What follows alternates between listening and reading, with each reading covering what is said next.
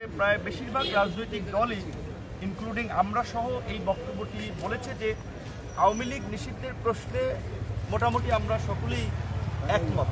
তো আমাদের যদি আওয়ামী লীগ নিষিদ্ধে ঐক্যমত থাকে, আমরা চেয়েছিলাম যে আজকের এই মিটিং থেকেই আওয়ামী লীগের বিষয়ে একটা সিদ্ধান্ত হোক, যেহেতু আরও বেশ কিছু বিষয় রয়েছে, যেমন জাতীয় নির্বাচন আগে হবে না, স্থানীয় নির্বাচন আগে হবে। এখানে আপনারা জানেন যে বিভিন্ন রাজনৈতিক দলের ইতিমধ্যেই নির্বাচন কেন্দ্রিক একটা জোট বা অ্যালায়েন্স হয়েছে। কাজে সেক্ষেত্রে ওই দল বা জোটের অবস্থানটা আলাপ আলোচনার সাপেক্ষে একদিকে। তো যদিও বেশ কিছু দল এটা বোঝাতে চেয়েছে যে স্থানীয় নির্বাচন যদি আগে হয় তৃণমূলে সংঘাত সহিংসতা বাড়বে, আওয়ামী লীগ মাথাচাড়া দেবে, কিন্তু আমার মনে হয় যেটি তাদের সঠিক ব্যাখ্যা বিশ্লেষণ না। কারণ স্থানীয় নির্বাচন এখন হলেও টুকটাক ঝামেলা হবে, নির্বাচনের পরে হলেও হবে। বরঞ্চ আমরা দেখেছি যে গত ৫৩ বছরের ইতিহাসে নির্বাচিত সরকারগুলো যত ফেয়ার ভোটেই ক্ষমতা আসুক, স্থানীয় নির্বাচনেও তাদের একটা প্রভাব থাকে। আমরা পরিষ্কারভাবেই জানিয়েছি যে ৬ মাস ধরে স্থানীয় সরকার ব্যবস্থা কার্যত অচল হয়ে আছে। এখন প্রধান উপদেষ্টা সম্ভাব্য রোডম্যাপে যদি ডিসেম্বরেও নির্বাচন হয়, তাহলে কিন্তু ১০ মাস সময় বাকি আছে। তাহলে ১০ মাস সময় এই স্থানীয় সরকার কি প্রতিনিধিবিহীন থাকবে কিনা, সেই ক্ষেত্রে আমরা এই বিষয়টি বিবেচনার জন্য আহ্বান জানিয়েছি। একই সাথে জনপ্রশাসন সহ আইন শৃঙ্খলা বাহিনীর যে স্থবিরতা এবং নিষ্ক্রিয়তা, প্রশাসনে যে ফ্যাসিবাদের দোসরদের এখনো অবস্থান, যার ফলে কিন্তু সরকার ৬ মাসেও আমরা দেখতে পাচ্ছি কাঙ্ক্ষিত পারফরমেন্স করতে পারছে না। বিশেষ করে স্বরাষ্ট্র উপদেষ্টা কিংবা স্বরাষ্ট্র মন্ত্রণালয়ের কার্যক্রম নিয়ে জনমনে অসন্তোষ রয়েছে, রাজনৈতিক দলগুলো সেটি ব্যক্ত করেছে। স্বাস্থ্য মন্ত্রণালয়ের ধীর গতি, এবং আমরা মনে করি যে কৃষি, এটা আমরা প্রধান উপদেষ্টার সামনেও বলেছি, কৃষি এবং স্বরাষ্ট্র এই রকমের ভারী মিনিস্ট্রি দুজনের পক্ষে সম্ভব না। বিদ্যুৎ, জ্বালানি, রেল, সড়ক পরিবহন এরকমের গুরুত্বপূর্ণ ৩টে মিনিস্ট্রি একজনের পক্ষে পরিচালনা সম্ভব না। সেই ক্ষেত্রে আমরা বলেছি যে রাষ্ট্র রাজনৈতিক প্রতিষ্ঠান, রাজনীতিবিদদের ছাড়া রাষ্ট্র পরিচালনা সম্ভব নয়। যদিও এই সরকারের সামনেই আমরা বলেছি, তাদের একটা প্রবণতা আমরা লক্ষ্য করেছি, রাজনীতিবিদদেরকে বাইপাস করে কিছু কাজকর্ম করা। কিন্তু আমরা বলেছি যারা ৫ বছর আগামীতে রাজনীতিতে যুক্ত হবে না, প্রয়োজনে সেই শর্তে অভিজ্ঞ রাজনীতিবিদদেরকে নিয়ে আগামীর কাঙ্ক্ষিত বাংলাদেশ বিনির্মাণে উপদেষ্টা পরিষদ পুনর্গঠন করতে হবে। মোটামুটি এই প্রস্তাবনাগুলোই আমাদের জায়গা থেকে ছিল। এবং সংস্কারের প্রশ্নে প্রধান উপদেষ্টা এটা বলেছে, রাজনৈতিক দল এটা বলেছে যে আমাদের মত পথের ভিন্নতা আছে, তারা ওয়েবসাইটে সমস্ত প্রস্তাবনাগুলো দিবেন, সেখানে আমাদের যদি কোনো বিষয়ে অস্পষ্টতা থাকে সেটাও আমরা জানতে পারবো। তাদের সহযোগী টিম থাকবে। ন্যূনতম আলাপ আলোচনা এবং ঐক্যমতের ভিত্তিতে যতখানি ঐক্যমতে পৌঁছানো যায়, কিংবা যেখানে ঐক্যমতে পৌঁছানো যায় না, যেমন সংবিধানে বহুত্ববাদের বিষয়ে আলোচনা হয়েছে, এখানে যেন ইসলামিক কিছু নেতৃবৃন্দ এটার বিরুদ্ধে বলেছে, আবার লিবারেল কিছু বা অন্যান্য নেতৃবৃন্দ বলেছে বহুত্ববাদ এটা থাকতে পারে। কাজে তাহলে এখানে একটা জায়গাতে পৌঁছাতে হবে। সেই আপনার বিষয়টা প্রধান উপদেষ্টার উপরে ছেড়ে দিয়েছেন যে নেগেটিভ অর্থে কর্তৃত্ববাদ নয়, কিছু ক্ষেত্রে লিড দেওয়া, সিদ্ধান্ত গ্রহণের ক্ষেত্রে প্রধান উপদেষ্টা সহ সরকারকে শক্ত ভূমিকা নিতে হবে দেশ, জাতি এবং আগামীর বাংলাদেশ বিনির্মাণের প্রয়োজনে। এই বিষয়ে সকলে মোটামুটি একমত হয়েছে। আশা করি খুব দ্রুতই অফিসিয়াল মিটিংয়ের মাধ্যমে এই সংস্কারগুলোর একটা বাস্তবায়ন আমরা দেখতে পাবো। ধন্যবাদ ভাই। Thank you.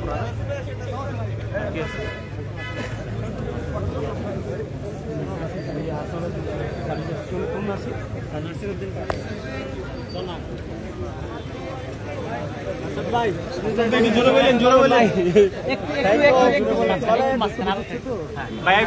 একটু দিকে ভাই, আপনার একটা বাচ্চাদের মধ্যে দিকে যাবো ভাই।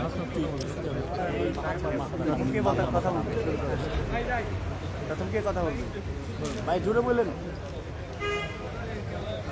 প্রিয় দেশবাসী এবং সাংবাদিকবৃন্দ, আজকে ঐক্যমত্য কমিশনে একটি সকল দলের উপস্থিতিতে একটি মিটিং হয়েছে। প্রধান উপদেষ্টা বলেছেন এটা আমাদের দ্বিতীয় ইনিংস শুরু। ইন্টারন্যাশনাল কমিউনিটি ইতিমধ্যেই আওয়ামী লীগের বিষয়ে বক্তব্য দিয়েছে, রিপোর্ট প্রকাশ করেছে ইউএন সরকার, এবং সেই সরকারের রিপোর্টগুলো আমাদের এখানে এসেছে, সেগুলো আপনাদের সামনে পাবলিশ হয়েছে। সেগুলো নিয়ে প্রধান উপদেষ্টা আমাদেরকে বলেছে ইন্টারন্যাশনাল সাপোর্ট রয়েছে, কিন্তু দেশের যারা রাজনৈতিক কেন্দ্র রয়েছেন এবং পক্ষগোষ্ঠী যারা রয়েছে তাদের উনি সহযোগিতা এবং সাপোর্ট কামনা করেছেন। সেই জায়গা থেকে উনি দ্বিতীয় ইনিংস শুরু করেছেন। আমরা এই দ্বিতীয় ইনিংসে আজকে অংশগ্রহণ হয়েছি এবং সবাইকে ধৈর্য ধারণ করতে বলেছেন। আমরাও বলেছি যে এটা টেস্ট ম্যাচের মধ্যে দিয়ে যেতে হবে আমাদেরকে, যেখানে ধৈর্য এবং সাহসিকতার পরিচয় দিয়ে আমাদের বাংলাদেশের 53 বছরে যে অসমাপ্ত কাজগুলো রয়েছে সংস্কার কমিশনগুলোর ইফেক্টিভের মধ্য দিয়ে আমরা সেই কাজগুলো সমাপ্ত করতে পারব। এবং সেখানে যারা ধৈর্যের পরিচয় দিবেন তারা বাংলাদেশের এই জনগণের যে মুক্তির লড়াইটা, সেই মুক্তির লড়াইটাকে অধিকাংশ জায়গায় তাদের বাস্তবিক আকাঙ্ক্ষার জায়গাটাকে স্পিরিটকে ধারণ করে একটি জায়গায় যখন বাংলাদেশকে নিয়ে যেতে পারবেন, সেই বিষয়ে জনগণও সকল পলিটিক্যাল পার্টি এবং বর্তমান সরকারের প্রতি লক্ষ্য রাখছেন। তো সকল পলিটিক্যাল পার্টি এবং যারা প্রধান উপদেষ্টা এবং যারা সংস্কার কমিশনে যারা হেড রয়েছেন তারা এই বিষয়ে প্রতিশ্রুতিবদ্ধ হয়েছেন যে মানুষের যে মুক্তির যে আকাঙ্ক্ষা সেই বিষয়ে তারা প্রতিশ্রুতি এবং ঐক্যবদ্ধ। আর আমরা যে বিষয়গুলো বলেছি, প্রধান উপদেষ্টা বলেছিলেন যে জুলাই একটি চার্টার হবে, এই চার্টারকে একটি আইনি প্রক্রিয়ার মধ্য দিয়ে যাতে পরবর্তী যারা ধারাবাহিকভাবে যে সরকারগুলো আসবে তারাও যাতে বাধ্যকতার মধ্য দিয়ে এই সংস্কারের যে শেষ কর্মদিবসগুলো পর্যন্ত চালিয়ে যায় সেই বিষয় নিয়ে আমরা পরিকল্পনা ব্যক্ত করেছি। এবং আমরা বলেছি বাংলাদেশের এবং জনগণের যে মুক্তি সেটা একমাত্র নিহিত হবে যদি আমরা একটি নতুন সংবিধান মানুষকে উপহার দিতে পারি। কারণ ভারতের যে সংবিধান রয়েছে এই সংবিধানের মধ্যে বহুদলীয় গণতন্ত্র অসম্ভব এবং বাংলাদেশের যে শান্তি শৃঙ্খলা জনগণের যে ঐক্যের জায়গাটা সেটা দিন দিন বিনষ্ট হচ্ছে। এবং আমরা স্পষ্ট করেছি যে সংবিধানের অধীনে আমাদের 2000 ভাইকে শহীদ করা হয়েছে, 50,000 মানুষকে খুন করা হয়েছে এবং তাদের অঙ্গহানি করা হয়েছে গত 53 বছরে। এবং আপনারা দেখেছেন 75-এর আগ পরবর্তী সময়ে বাংলাদেশে যেভাবে মানুষের অঙ্গহানি থেকে খুন, গুম, নির্যাতনের প্রক্রিয়া চালানো হয়েছিল তারই শেষ পর্যায়ে ভিক্টিমাইজেশন গত 15 বছর হয়েছে। আমরা সেগুলোর বিচার প্রক্রিয়ার কথা সুনিশ্চিতভাবে ইন্টারন্যাশনাল আইনে করার কথা বলেছি। আওয়ামী লীগের বিষয়ে কীভাবে একটি বিচার প্রক্রিয়ার মধ্যে দিয়ে গিয়ে আওয়ামী লীগকে জনগণের সামনে একটি উন্মুক্ত এবং জনগণের সামনে একটি দৃশ্যমান বিচার প্রক্রিয়া নিয়ে আসা যায় সে বিষয়ে আমরা কথা বলেছি। এবং আমরা বলেছি গণপরিষদ নির্বাচন এবং আমাদের যে জাতীয় ইলেকশন দুটি একসাথে চলতে পারে এবং সংস্কারের কার্যগুলো একসাথে চলতে পারে। এবং আমরা দৃপ্ত কণ্ঠে সেখানে এই বিষয়গুলো সকল দলমত নির্বিশেষে সকলের কাছেই আমরা উপস্থাপন করেছি। বাংলাদেশের শেষ বা মুক্তির লড়াই এই দেশের ভবিষ্যৎ একমাত্র যদি আমরা একটি গণপরিষদের মাধ্যমে নতুন সংবিধান উপহার দিতে পারি সেটার মধ্যেই হবে। এবং আমরা এটাও ব্যক্ত করেছি বৈষম্য বিরোধী ছাত্র আন্দোলনের নেতৃত্বে এবং জাতীয় নাগরিক কমিটির উদ্যোগে এ মাসে যে ছাত্রদের একটি বড় দল আসতেছে বাংলাদেশের ইতিহাসে, আপনারা জানেন যে এটা জনমত জরিপের কাজ চলছে এবং সেখানে আমাদের রাজনৈতিক লাইনটা কী হবে সেটাও আমরা সবার সামনে আজকে ব্যক্ত করেছি। আমরা বলেছি আমাদের এই রাজনৈতিক লাইনটা হবে একটি নতুন সংবিধান রচনার জন্য আমাদের লড়াই। আমরা বাংলাদেশ থেকে ফেসিবাদকে মুক্ত করেছি এবং নতুন কোনো ফেসিবাদ যাতে বাংলাদেশে আসতে না পারে সেই জন্য ফেসিবাদের লাস্ট কপিনে প্যারেক মারার জন্য আমরা একটি নতুনভাবে সকলকে আজকে প্রধান উপদেষ্টা এবং সকল রাজনৈতিক দলের সামনে বলেছি যে বাংলাদেশে একটি নতুন সংবিধান রচনার এবং গণপরিষদ নির্বাচনের লড়াই আমরা আনুষ্ঠানিকভাবে শুরু করেছি। সরকার সংস্কারের আনুষ্ঠানিক লড়াই শুরু করেছে, আমরা নতুন সংবিধানের লড়াই শুরু করেছি। এবং বৈষম্য বিরোধী ছাত্র আন্দোলনের যে হাসনাত আবদুল্লাহ রয়েছেন উনি বলেছেন যে বিচারের যে প্রক্রিয়া সে লড়াইটা ওনারা আজকে থেকে শুরু করবেন। সেই বিষয়ে হাসনাত আবদুল্লাহ আপনাদেরকে ব্রিফ করবেন।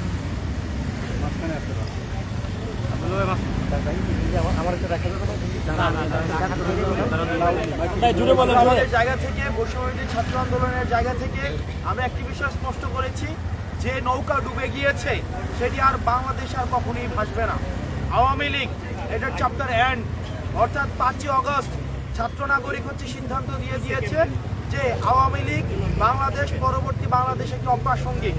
এবং আমরা আজকে আমাদের প্রধান উপদেষ্টার সাথে সকল ফেসিবাদ বিরোধী যেই রাজনৈতিক যেই দলগুলো ছিল সবাই এসছে।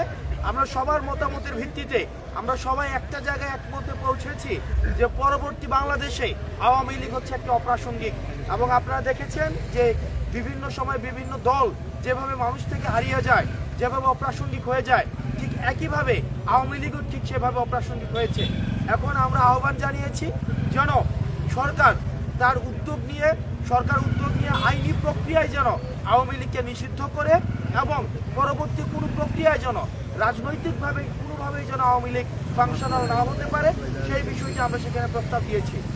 দ্বিতীয়ত আওয়ামী লীগকে এই যে রাজনৈতিকভাবে এবং আওয়ামী লীগকে নিষিদ্ধ করার প্রথম ধাপ হিসাবে আমরা আজকে যেটি প্রস্তাব করেছি সেটি হচ্ছে আওয়ামী লীগের নিবন্ধন বাতিল করে দেওয়ার।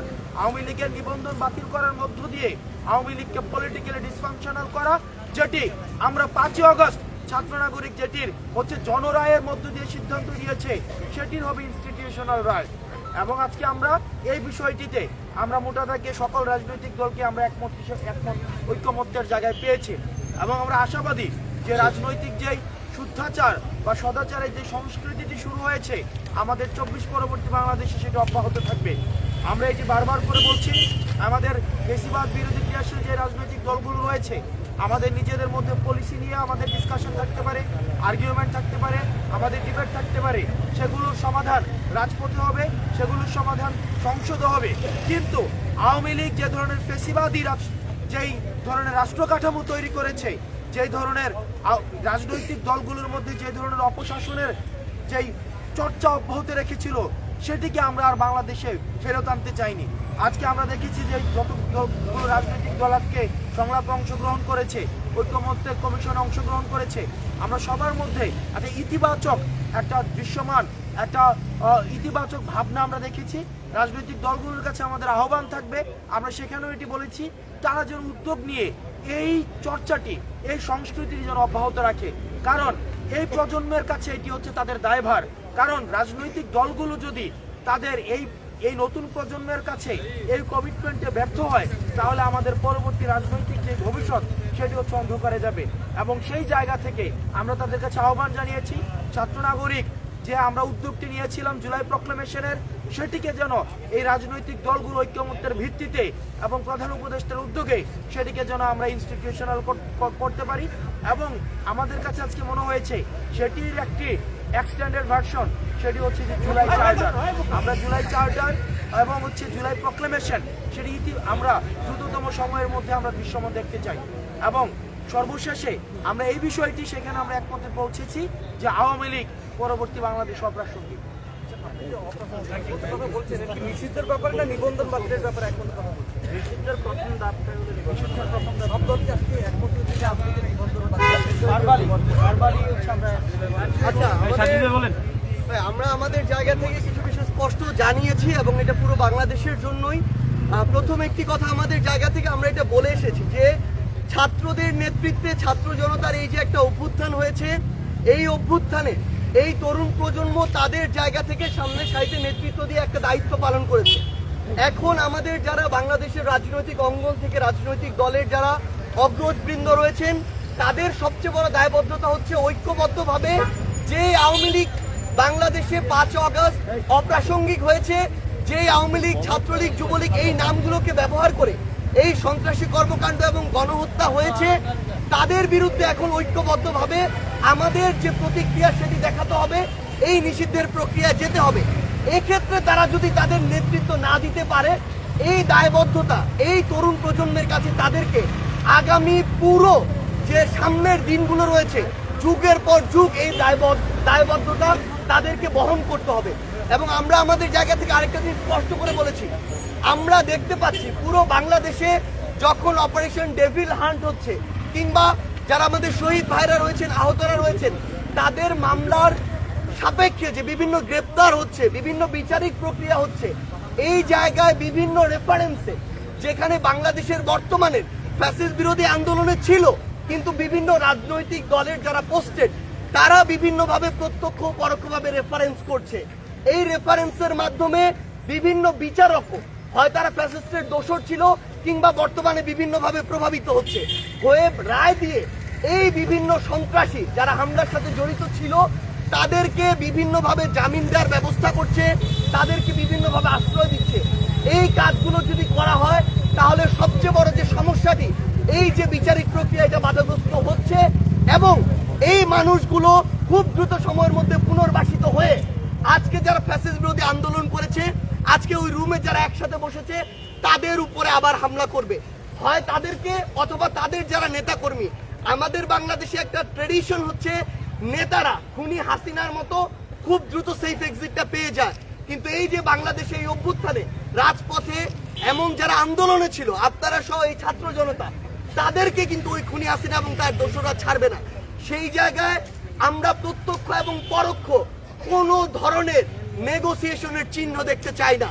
যারা দোষী যারা খুনি, যারা খুনিদের দোষর, তারা যেই দলের যেই মতেরই হোক না কেন তাদের শাস্তি হতে হবে এবং এই বিচারিক প্রক্রিয়ায় কোনো ধরনের আমরা হস্তক্ষেপ প্রত্যাশা করি না, এটা আমরা আমাদের জায়গা থেকে স্পষ্ট করে দিয়েছি। এবং এমন যদি কোনো কিছু দেখি তাহলে আমরা আমাদের জায়গা থেকে জাতীয় নাগরিক কমিটি বলেন আর বৈষম্য বিরোধী ছাত্র আন্দোলন বলেন, আমরা ঐক্যবদ্ধভাবে আবারও হয় ওই ব্যক্তি কিংবা ওই প্ল্যাটফর্ম তাদের নামে আমাদের যে আবার প্রতিবাদ সেটি আমাদের জায়গা থেকে শুরু হবে। কারণ এই অভ্যুত্থান পরবর্তী সময়ে আমাদের সবচেয়ে বড় প্রথম এবং প্রধান দায়বদ্ধতা হচ্ছে ওই খুনিদের বিচার করা, এটা আমরা আমাদের জায়গা থেকে স্পষ্ট জানিয়ে দিয়েছি।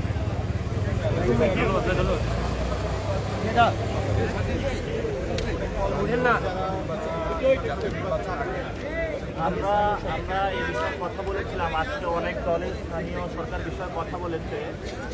আমরা যেটা আমরা বক্তব্য রাখতে চাই, আমরা মনে করি লোকাল গভর্নমেন্টের ফাংশনাল করতে হবে এবং আমরা সেটা বলেছি যে আওয়ামী লীগের যারা দোষর রয়েছে এবং আওয়ামী লীগের যারা ব্যক্তিগত স্থানীয় সরকারগুলোকে তারা ফাংশনাল বজায় রেখেছে। এই জন্য হলো লোকাল গভর্নমেন্ট যদি একটা টেস্টের মধ্যে দিয়ে জাতীয় ইলেকশনে যেতে হবে, সেটা হলো একটা প্রাথমিক ধাপ। আমরা মনে করি জাতীয় ইলেকশন আর একটা লোকাল গভর্নমেন্টকে শক্তিশালী করার জন্য ইলেকশনের প্রয়োজন। সেটা আলোচনা হতে পারে সময়ের